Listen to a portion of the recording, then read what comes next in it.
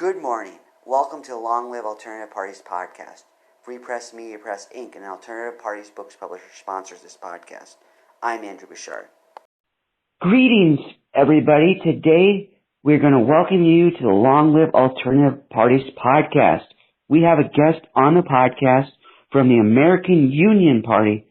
He's going to talk about all the great views of his party. So, welcome. Thank you. Let us kindly get started by you giving us an introduction to yourself, a brief biographical sketch. Well, my name is Mauro Gadaletta. I am the current party leader of the American Union Party, and I guess you can say revitalizing founder. I'm sorry, revitalizing what? Found it. Oh, found it, okay. Yeah. So the American Union Party has really went by, the original name was the Union Party, which was, there has been two throughout history. One was during the time of Abraham Lincoln, and second was based off of our founding father, Huey Pierce Long. It was taken over by two members who were prominent back in the 30s, Father Coughlin, who we don't really want to associate with, and Charles Lindbergh and many other people of that status.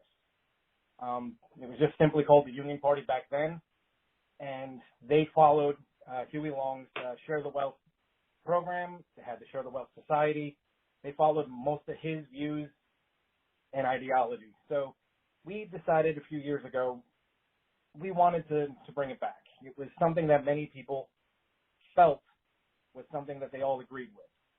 So many of us got together. We sat around. We had an original website. Didn't last very long, but we've been trying to revitalize the brand and bring it back into the forefront, since all the parties nowadays have just seemed to be very lackluster and not really there to want to be there to sponsor for the people. Interesting. So kindly, first of all, since your party is influenced by Huey Long, kindly give us an introduction to him. I remember talking about him in our history classes. Some people may or may not have had that experience, and that may or may not be an accurate representation of him. So kindly give your view of who Huey Long is. Well, Huey Long was once a Louisiana state senator, and then eventually the 40th governor of Louisiana. He was roughly born, I guess you would consider at the time what they would consider back in the 20s and 30s, middle class, but really it didn't really exist back then. He saw the poverty in Louisiana, and he tried for years to sort of combat what was very known at the time. They called themselves, if I remember correctly, I will have to find it again. They called themselves Bourbons. They were conservative Democrats that were kind of created after Reconstruction, after the Civil War. And in the South, they were very crippling elites. They put as many taxes and tariffs on the farmers of the land, all of the labor workers, literally crushed them down to bits. By the time he became a state senator and eventually governor, he was able to sort of push a lot of his ideology to get a lot of laws passed. They didn't really like him. They used to call him the dictator of Louisiana because he amassed so much power and wealth behind him. The people loved him. He did whatever he could for the people. He always believed that the people came first. He used to say that he would rather break every convention, every regulation to get a law passed if it was meant for the benefit of the people. So he did a very good job. I mean, his ideology is a little odd, especially back from the 30s, where you had Roosevelt and the New Deal. The Share the Wealth program is a little controversial for some people, but in his view, and even in ourselves, we feel that it would fix many of the issues that plague our country today. I mean, just the fact that he cared more about, veterans and the elderly. He wanted them to have a pension, which, by the way, we sort of have today, but it gets squandered by our national government. They dip into things like Social Security and things like that, and they there's nothing left for the elderly. He believed in free education and vocational training for everybody. One of his big things was he used to push for a 30-hour work week and a 4-week vacation for every worker. He also wanted greater regulation on commodity of products, and in order to stabilize, prices within the market. His biggest thing of the share of the wealth proposal was to cap personal fortunes. So he still believed that capitalism can work. He still believed that people have the right to wealth and to, be prosperous. But he also believed somebody, with $600 billion while somebody is starving on the street is a little ridiculous. So his main purpose was to cap personal fortunes at $50 million, which today would be equivalent to about $600 million, which he later reduced to about $5 to $8 million, which is about $60 to $96 million today. He also wanted to limit inheritance through by about $5 million each, which would be worth about $60 million today. And he wanted to guarantee every family an annual income of $2,000, or 1/3 the national average. So he was very for a lot of helping the lower classes, putting forth everything he could, but not so much that you see with a lot of modern leftists today where they want to just tax the rich out of oblivion, which they forget that the massive 1% really don't pay that much in taxes. So it really tends to affect small businesses and people who look like millionaires on paper but aren't really millionaires on paper. It's a little bit of a I'm sorry, go ahead. Oh, you're good. So would you say the difference between him and some socialists or progressives is that he's not quite as drastic as how much he wants to tax? Because you said 60 and 90 million in today's dollars, which is still quite a lot. So some people would want to reduce it even more. Would you say that's the difference between him and socialists and progressives? Well, sort of. See, socialists and communists and some progressives, they have this ideology where they kind of want to eliminate the economic, disparities between us, the economic classes. He didn't want to do that. He still believed in capitalism. We still need businesses. We still need rich people. He just wanted to say, hey, all that extra money, that money that you have, that we all know people of that high wealth, they're never going to spend a quarter of what they have. Never. It's impossible. The Jeff Bezos and the Elon Musk, all these people, Bill Gates around the world, they'll never spend their entire fortune. It's physically impossible. He believes that a lot of that wealth, if we could tax some of it, we could pay for some of these things that people wanted, which even today people are fighting for, free education and free healthcare, which we at the party, we do believe we can do, but also there's problems within the system, especially with healthcare, that we have to fix before you could give everybody, universal healthcare. It's not that simple that to just sign a bill into law tomorrow and everybody has free healthcare.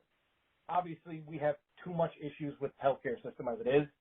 The, mysterious black book that they can charge whatever they want at any time. Every hospital, every doctor, every clinic charges something different for the same product or the same procedure. The fact that there's no regulations on any, medical devices, prescriptions, pharmacies, anything. So you have to fix those problems before you can even think about it. Free education, we do have some free education. Some community colleges are either free or very discounted. But he definitely wanted to offer these things to people using that wealth that he could tax off of the wealthy, off the people who actually make that money. I mean, if you notice today, many of the wealthy can get around many, many tax loopholes. I mean, we've all heard stories of Elon Musk and Tesla, and a lot of the loopholes he gets around paying some of his taxes and property taxes on his factories and things. Those shouldn't be for the wealthy. They should be for the average person. Why can't the average person be able to get out of paying taxes for a year? It's a little screwed up of a system that he wanted to fix.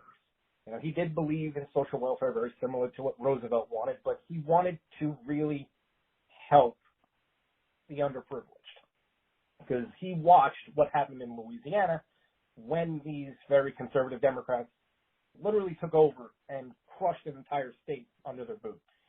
they took everything from people who didn't have it. And we see that today where people still want to do that. They want to take away from people who don't have it. Today it's the middle class. The middle class is the class that gets attacked the most. The lower class has the, more benefits, government subsidies, charity care, and of course, obviously the upper class have the wealth to be able to, help them out in any situation. The middle classers, everybody forgets. They're the tradesmen. They're the people that work on the docks. They're the linemen that work on the electrical lines. They're the plumbers, the road workers, the people who literally keep every piece of our infrastructure working. If they all went on strike tomorrow, we wouldn't have anything. And we treat the middle class like garbage. Me, myself, I am middle class. I've worked all those front jobs. I've tired inside factories. I used to work construction back in my 20s, where I sat and dug a ditch for 4 hours, so they can have a sewer line put in. These are the people that come home, live paycheck to paycheck, pay a tremendous amount of property tax and income tax, and barely get anything in return. These are the people that need to be helped, especially, like I mentioned before, with veterans. Veterans in this country and many others are treated like absolute garbage. There's no reason why when a veteran musters out, they can't have their pay given to them on time, have proper health care, maybe new training to get them back into the workforce.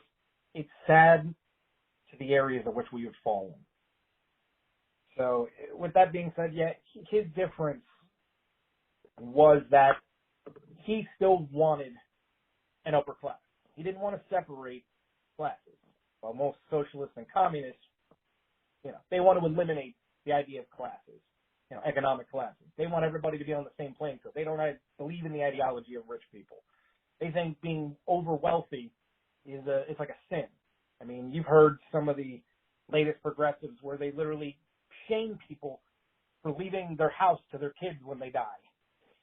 I mean, that's just ridiculous. I mean, inheritance, if somebody worked hard and earned their inheritance, they deserve at least a piece of that inheritance that belongs to their family. The fact that I'm going to give my wealth directly to the state is a little bit of a psychotic notion. So how would you say he differed from Franklin Roosevelt? Well, both of them, even Huey Long himself has even said that Roosevelt took some of his ideas, but not all of them. He borrowed certain economic ideologies, but a lot of the social welfare issues that we have today were created because of Roosevelt. And then eventually Lyndon B. Johnson, many years later, that just exacerbated. But a lot of the social welfare programs that are today were started back in the 30s. Maybe not at the extent or the level they are now, but a lot of that ideology started during that time period where people were hurting, and they figured, hey, the government can come in and help you, which is not bad. Welfare programs are not a bad thing. But the problem is that we all notice today, they are heavily abused. And we have people who, as we've coined them, welfare kings and welfare queens, who will never work. They don't want to work. They rather live off the government as long as they can. And those are the same people that have nicer things than I do. I've seen people who've never worked a day in their life, never gone to a college program or work program with Fendi, Gucci, Prada. These are people that don't work, using government money that comes out of everybody else's taxes in order to buy things more extravagant than the person who's actually working and paying into that system. And the sad part is that same person who's paying into that system is somebody who would be denied that service if they required it. I will tell you this, with my own personal experience, there was a time in my life that me and my wife, before we were married, we needed to get food stamps. We needed government subsidies. We both lost our jobs around the same time. Unemployment, for some reason, was on a delay. She couldn't get it because she was a per diem worker. So we only had to rely on mine, which for some reason there was some issue and I couldn't get it. We were both denied food stamps and government subsidies because of the jobs that we had before losing everything made too much money. Now, that's kind of a little bit of a ridiculous system. You would think that with a welfare system, it should help everybody, not just specific people. We tend to have a very broken system, and it was designed broken, and it never was corrected, and now we have I don't know how many millions of people on welfare that they can't even keep track of because the system was just not built nor designed to handle the amount of people that are actually on it. It's quite sad, actually. Was that a mistake by Franklin Roosevelt, or what happened? I don't think it was a mistake, but I think the idea that he created, people took it but never actually worked on it. They never fixed it. They thought the idea was great and they kind of just ran with it. They never tried to look back and say, hey, is this going to cause an issue 20 years, 30 years, 60 years, 80 years down the line? They never did that. They just added more programs and more subsidies to an already crippling system that was championed by him. And because he was such a great president, a lot of people don't want to look back and see him. And I still think, and I'm a history buff, I love Roosevelt. But if you look back at a lot of his decisions, there were many things he could have done better, and that was one of them. You know, championing a lot of the welfare systems could have been done way better. There could have been better ideas that could have came out from it. Unfortunately, we know how history has played out. So when Huey Long was running for office, what objections did people have to his views, and how did he counter those objections? Well, a lot of people within Louisiana actually loved the share the wealth ideology. I mean, he was very focused on trying to break, that conservative Democrat stranglehold that was, disenfranchising all the poor people in Louisiana. So they used to call him, the people of Louisiana loved him, but his opponents used to call him a threat to democracy. Don't know why they would think that. It's mainly because he was able to bring so many people, so many average people that they didn't think were necessary to his side. I mean, he did whatever he could to take advantage of their weakness and their greed in order to turn it against them. He always wanted to help the downtrodden. Like I said, he grew up within that system in Louisiana. He saw that same system in Maine America as well, and wanted to see that literally fall. Many people loved him. A lot of people loved him. A lot of people, what was it really? He did what he could to try to break that power. Those bourbons, as they were called at the time, were literally putting a boot to these people. Like I said, most of the people in Louisiana around that time were nothing but either factory workers or rural farmers. So they were taking everything from these people. And his fight was for them, to sort of liberate Louisiana's politics from these corrupt people. He might have done some things to, break a lot of rules. He did. He definitely broke tremendous amounts of rules. But in his defense, he did it for the people. That was his motivation, was I'd rather fight hard and break every rule to give my people everything that they need versus sitting back and pretty much doing nothing. That was what he wanted. And So I'm sorry, go ahead. I know you can say something. What you were saying about his breaking the rules is, I'm wondering if maybe the people then were too stuck on the rituals of democracy and everything had to be by the book, whereas they were going for the letter of the law instead of the spirit of the law. Would you say that's why they objected to him? I believe so. I mean, I guess people became very disenfranchised with the way their system works. They would vote for specific things and they wouldn't get it. The conservative Democrats would literally crush them on everything. I remember, I believe there was one point where there was some kind of tax to remove income tax from Louisiana, and they were completely shot down every single time they attempted to vote on it, because government at that time wanted to take whatever they could from these people. They were not allowed to bend and knee to anything. And I do believe that, that fighting, that ideology that people just kept trying to, we're going to use the system to win, we're going to use the system to win, and the system just kept pushing them down, pushing them down, pushing them down. At some point, people realized this person is going to do what we want. He might do it in the most unconventional way, but he's going to do it. Put it this way, one of his great quotes is, "I'd rather violate every one of those damn conventions and see my bills passed than sit back in my office all nice and proper and watch them die."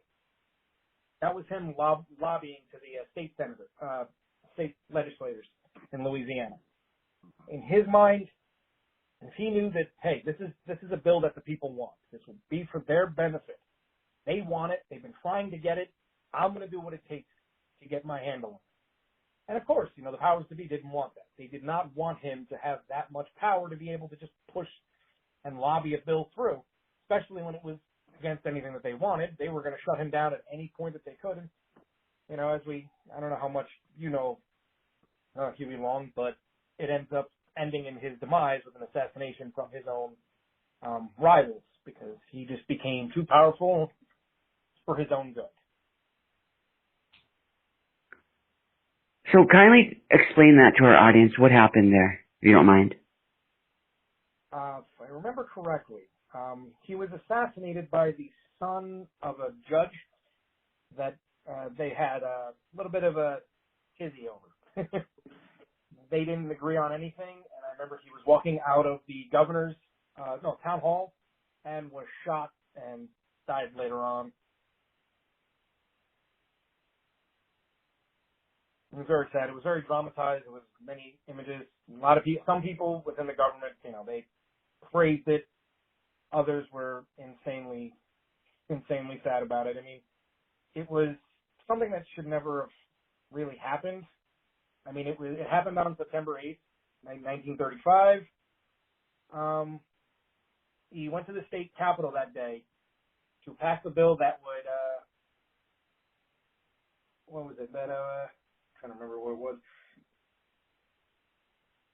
That would pretty much do some gerrymandering to a district opponent, which would affect the elections.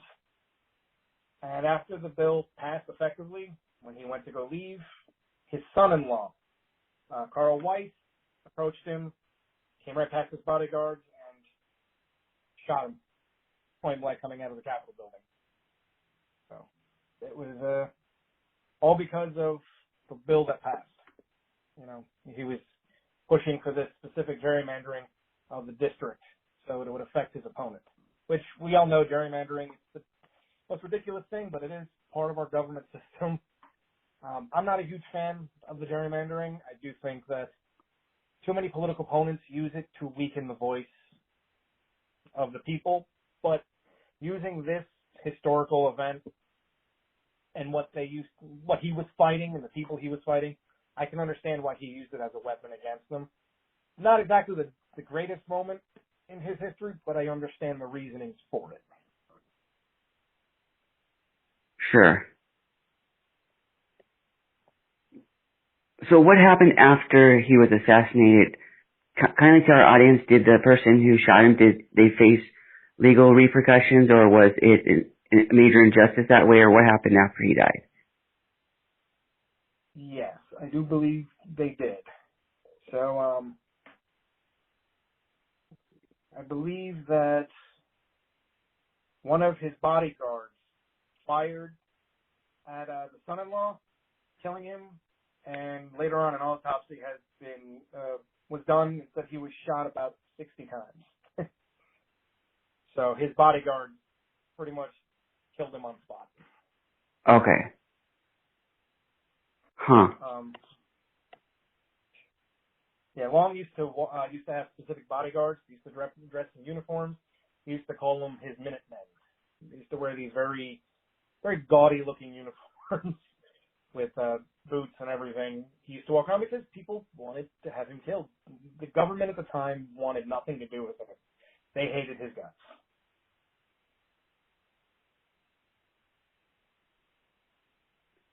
How did Roosevelt feel about him? If I remember correctly, he didn't like him all that much.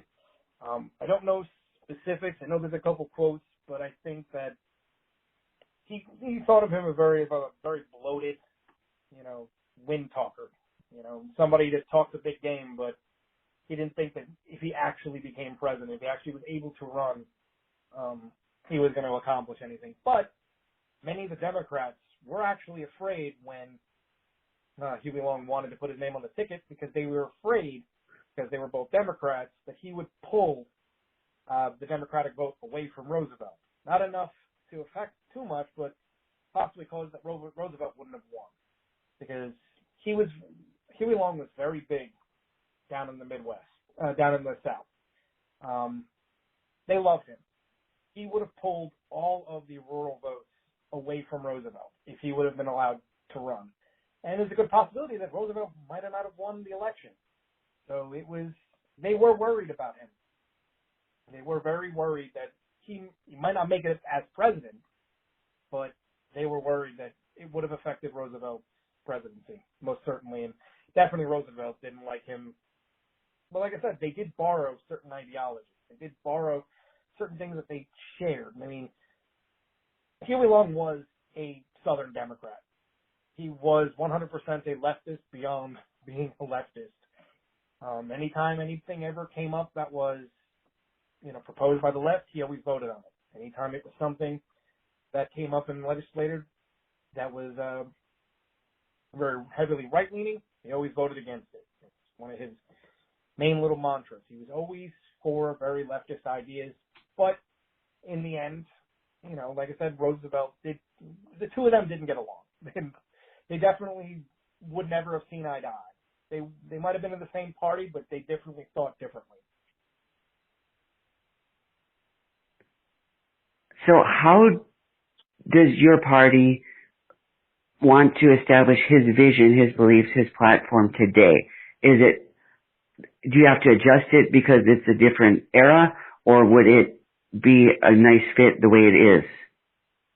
Well, we would like to try to continue with the share the wealth ideology, where you would be capping wealth at a certain point. It would still have to be discussed exactly what point that would be. That would make people are going to be upset no matter how you swing it. But the idea is we would still like to cap wealth, cap inheritance, and then take all that extra wealth that we were getting from the taxes and putting it towards the programs, so we can pay for all these other programs, so we can get free education going, so we can eventually go back and work on our healthcare system, try to find a way of creating a socialized healthcare. Eventually going back, making sure that both the elderly and veterans have a pension. We want to create the same ideology, just the idea is just creating what numbers are going to work for everybody. That's still a debate, because until we get to that point, obviously there's going to be a lot of pushback. And if we follow what the actual, what his plan was, revised for, our time, like I spoke about before, we go by those numbers, those are fine for us. However, like I said, you're going to have insane amounts of pushback. So it's all dependent on when we get to that point, when we can get to a point where we get somebody in office, we can actually vote on a bill to pass the share our wealth laws. How will we go about it? What's the number that's going to be comfortable for everybody? What's going to make the system work? How do we trickle it down to make every one of these things a possibility? Everything might not be an immediate possibility. Like I said, with the healthcare and the education systems, there's systems that need to be corrected before you can just go, hey, everything's for free. We need to fix all of the errors and inconsistencies. You got to fix all of the backroom deals, all the stuff that makes the system broken before you can institute it. And once you go there, then you can discuss, okay, how do we take that money? How do we fund free education? How do we make sure vocational programs? How do we get people into these vocational programs? How do we get pension for the elderly and the veterans. That's the main goal. We would like to take his actual vision and try to adapt it to modern times if possible. That is the goal. Sure. So you would see to make education free and to make healthcare free at the current moment without any modification to be more harm than good? Yes. I mean, like I said, with healthcare, I'm somebody who's worked in the healthcare system. We can't just give free healthcare. Like, I know I hear people like AOC and all them talk about socialized healthcare. They forget how broken our healthcare system is. Like I said, they have the little black book. One doctor will charge something to the exact same doctor down the street is going to charge something completely different. The same bag of saline every hospital hangs that costs them $10. One will charge you $100, the other will charge you $1,000. That little black book system is the problem. You can't just charge that because we already have a problem because they're upcharging everything. On top of that, with insurance, we've all seen what's happening with insurance companies. They're upcharging insurance companies double what the actual procedures or medications are costing, and the insurance companies don't want to pay all that anymore because they weren't expecting for all these upcharges. The system is broken. It needs to be repaired, and you have to fix those inconsistencies before you can make anything for free, because the people who suffer, if we just made everything for free, are us, the middle class. The people who pay the taxes the most, we would be the ones who would suffer the most under that system. We would pay the most taxes and get the least amount out of it. We would have trouble getting health care, number one. We would have more taxes taken out of our paychecks. For what? For a system that's just going to keep on draining itself. You have to go back and look at all the problems, all the cracks within the system. Same thing with education. Education system now, to me, I've seen it more to be a racket than it is for actual education. They want to send all these kids to college to graduate with useless degrees. I know people that went to college, went to a 4-year college, got out, and they have a useless degree, and they're working at the local Starbucks or the McDonald's because their degree will not get them a job. And if it does, they're competing with probably thousands, if not a couple 100,000 of other students all graduated with the same degree. Nobody's pushing vocational schools anymore. Nobody's pushing for trade jobs. And trade jobs don't always mean plumbing, electrical, or carpentry, the traditional ones. They have web design now. They have electronics and robotics. And, they have criminal justice. People can go to a vocational school, get a degree and a certification through a 2-year program, and be able to work immediately after. Now, it's one of the things that I would love to push is I want to get high schools to start pushing vocational schools again. I mean, when I went to high school, it was a big thing. A lot of people did their junior and senior year half at a high school and half at a vocational high school.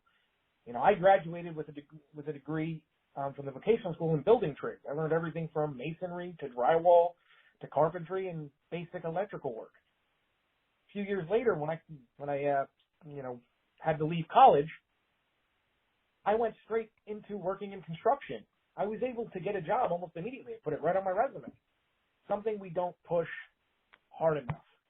And especially nowadays with all these extra classes that don't pertain to somebody's degree, now you're paying more money for something. College is becoming more expensive and leaving all of these young adults into late adulthood with some insane student loan debt.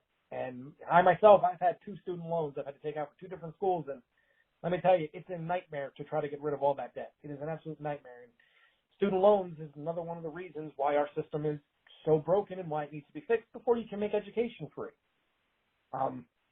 Student loans, out of all the loans, the only loan you can't refinance, the only loan you cannot file for bankruptcy to remove, every other loan that you can get, whether it's a homeowner's loan, whether it's a car loan, any other loan that you can get, even just a basic money loan or a business loan, you can do all of those things. Student loans are the only ones that cannot be affected. You are going to pay that loan no matter what. And on top of that, it's the only loan that if you pay regularly, on time, no matter what, never miss a payment, you will never build credit on a student loan. Every other loan that you have, you will build credit. It is a broken, cheap system, and it needs to die.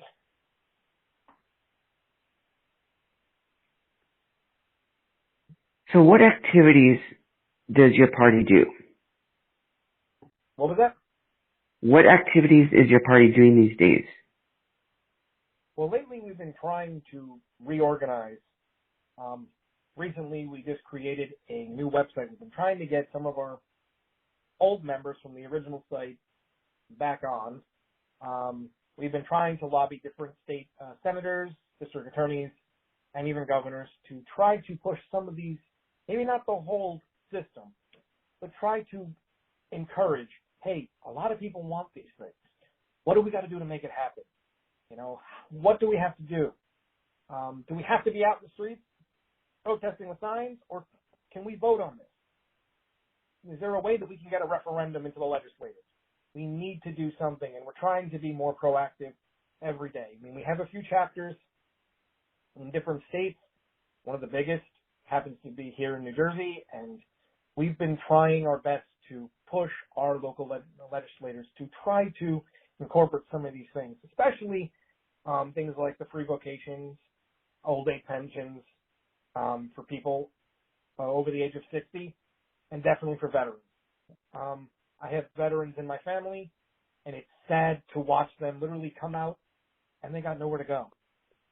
You know, so jobs back in the day used to love, you know, taking veterans, but lately it seems like their job options are either become a police officer, which nowadays nobody wants to do, or they end up just picking some random job that might have something to do with their skill.